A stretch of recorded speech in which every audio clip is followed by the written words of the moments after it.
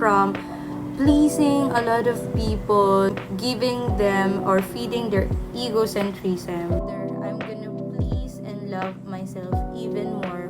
Baka kaya may emptiness, baka mayroong void akong nafe-feel is because I don't love myself enough. Hindi ko pa ganon kagusto yung sarili ko. So that's what I'm gonna do. Siguro ngayong New Year, we really have to focus on our well-being and focus on loving ourselves, taking care of ourselves. I always believe na basta kilala mo yung sarili mo, tanggap mo yung sarili mo, mahal mo yung sarili mo, everything else will follow. Kahit yung standard natin sa relasyon, yung mga gusto nating friends, we don't just get to manifest all of those, but instead, kusa na natin sila maa-attract. Hindi na natin napapansin na kaya natin sila na-attract is because that's how we do it with ourselves din. Another thing na na-realize ko na sana